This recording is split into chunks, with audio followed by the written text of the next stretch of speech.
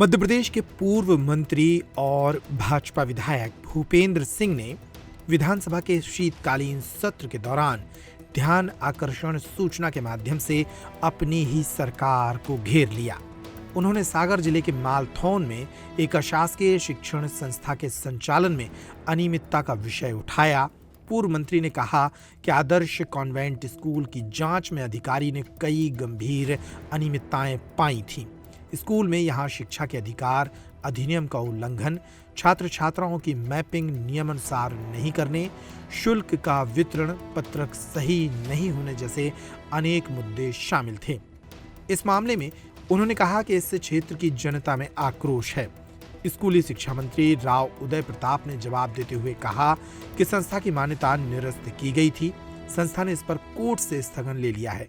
इस पर मंत्री ने कहा कि ये मामला 1 घंटे में ठीक कर दूंगा, लेकिन इसके माध्यम से प्रदेश के मामले उठाने का प्रयास है। मध्य प्रदेश में कई स्कूल नियम विरुद्ध चल रहे हैं। भूपेंद्र सिंह यहीं नहीं रुके। उन्होंने प्रदेश में अधिकारियों के बेलगाम होने, अधिकारियों की बातों में आकर मंत्रियों के जवाब देने जैसे विषय भी उठाए।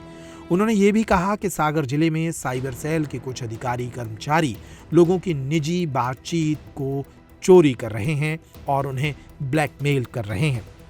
गौरतलब है कि भूपेंद्र सिंह शिवराज सिंह चौहान के कार्यकाल में मध्य प्रदेश के ताकतवर मंत्री हुआ करते थे, लेकिन मोहन यादव सरकार में उन्हें मंत्री नहीं बनाया गया। अब वे सिर्फ भाजपा के विधायक हैं। ऐसे में वे काफी नाराज भी बताए जा रहे हैं। उन्होंने एक बार फिर अपनी ही सरकार को घेरने की कोशिश की। हालांकि बचाव में कहा कि सरकार अच्छा काम कर रही है, लेकिन विधायकों का दायित्व है कि जहां कसावट की जरूरत है वहां की शिकायतें की जाएं। सुनिए भूपेंद्र सिंह का ये पूरा बयान। ध्यानाकर्षण के माध्यम से हमने अपनी विधानसभा क्षेत्र में एक स्कूल बिना मान्यता के चल रहा है, शासकीय अतिक्रमण की जमीन पर चल रहा है और अनेक प्रकार की अनियमितताएं हैं, तो उस पर कार्रवाई के संबंध में हमारा ध्यानाकर्षण था। और उसके साथ साथ हम ये भी चाहते हैं सभी चाहते हैं कि प्रदेश में अनेक अशासकीय शिक्षण संस्थाएं ऐसी चल रही हैं जिनमें घोर अनियमितताएं हैं, जो नियमों का पालन नहीं कर रहे हैं। और इसके साथ साथ कुछ जगह हम लोगों ने देखा कि बहुत दुर्भाग्यजनक घटनाएं हुई। कहीं बेटियों के साथ घटनाएं हुई हैं, तो कहीं पर बच्चों के साथ यौन शोषण का मामला हुआ है। अभी 4 दिन पहले ही हमारे विधानसभा में मालथौन थाने में एक बच्चे के यौन शोषण पर अपराध दर्ज हुआ। बच्चे का यौन शोषण था। तो मैं इस ध्यानाकर्षण के माध्यम से सरकार से यही निवेदन कर रहा था कि हम लोगों को एक ऐसी नीति बनाने की आवश्यकता है कि जो इनलीगल अशासकीय शैक्षणिक संस्थाएं चल रही हैं, जो अच्छा चल रही हैं, उनको हम प्रोत्साहित करें। पर ये जो अनियमितताएं हो रही हैं, या जगह नहीं है, खेल का मैदान नहीं है, ज़मीन में बैठे हैं, कचड़े में बैठे हैं, तो बच्चों का भविष्य की चिंता हमको करना पड़ेगी। और इसीलिए मेरा निवेदन था कि सरकार इस बारे में कोई नीति बनाने के बारे में विचार करे। सरकार ने नीति भी बनाई है। अब माननीय प्रधानमंत्री जी ने नई शिक्षा नीति देश में बनाई है। हमारे प्रदेश में भी नई शिक्षा नीति लागू है, अनेक सुधार हुए हैं हमारी सरकार के द्वारा इन 1 वर्षों में। पर इसके बाद भी नई शिक्षा नीति में यौन शोषण रोकने का कोई नई शिक्षा नीति में नियम थोड़ी बना हुआ है। तो इस तरह की जो घटनाएं हो रही हैं, इन घटनाओं पर हम लोग सब मिलकर विचार करें।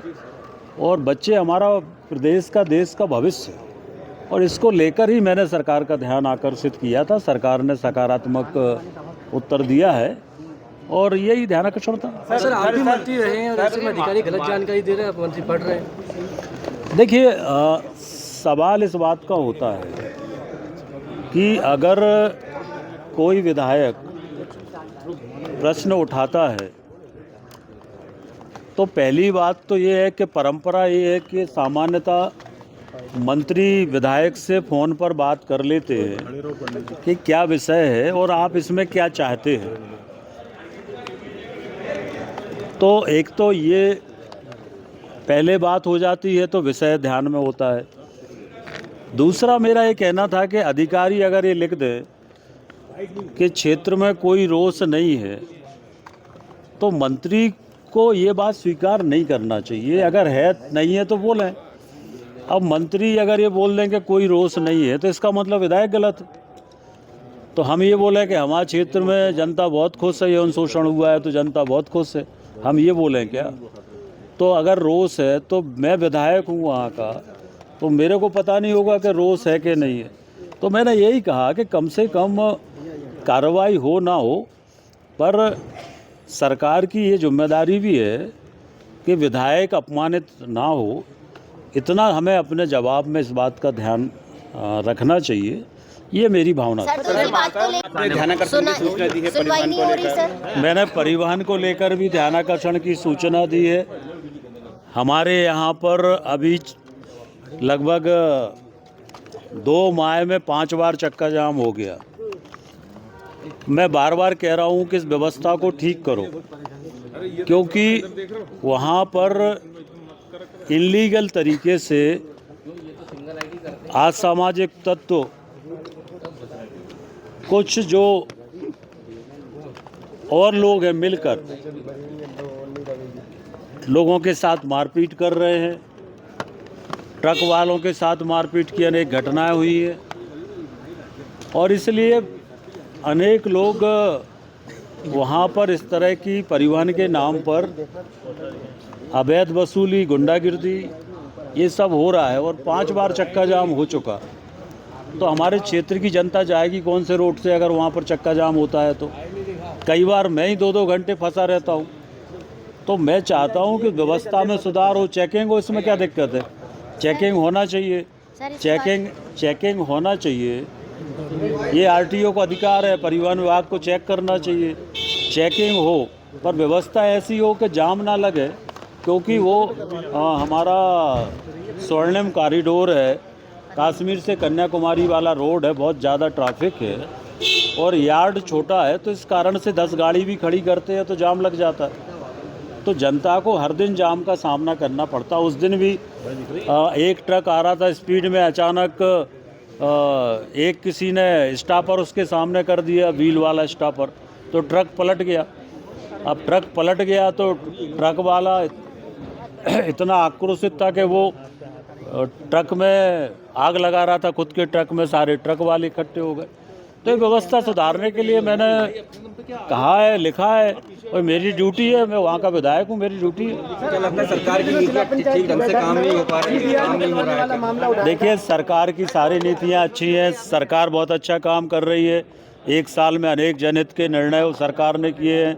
मोहन यादव जी बहुत अच्छा काम कर रहे हैं, सब चीज़ें अच्छी हैं। पर जहाँ गड़बड़ी है तो अगर सरकार के लोग, हम लोग ध्यान में नहीं लाएंगे तो ये व्यवस्थाएं जहाँ गड़बड़ी हो ठीक कैसे होंगी? तो इसका मतलब क्या हम अधिकारियों को खुली छूट दे दें क्या? तो अगर हम लोग ध्यान में नहीं लाएंगे तो कौन ध्यान में लाएगा? एक CDR का मामला भी था, वो भी सागर में अनेक लोग मेरे से आके मिले थे कि सागर में कुछ नीचे के कर्मचारी जो साइबर सेल में काम करते हैं, CDR रिकॉर्डिंग देखते हैं, वो उसका मिसयूज़ कर रहे हैं। मेरे पास कई लोगों ने आके शिकायत की कि उनसे पैसे मांगते हैं, वसूली करते हैं, परेशान करते हैं। कई बेटियों ने आके मुझसे शिकायत की। तो मैंने कहा था कि ये जो बिना SP IG के नियम ये है कि किसी का भी CDR निकालना है तो उसमें SP IG की अनुमति लगती है। तो नीचे के कुछ जो पुलिस के कर्मचारी हैं वो अपने अधिकारों का दुरुपयोग करके और CDR के नाम पर लोगों को परेशान कर रहे थे।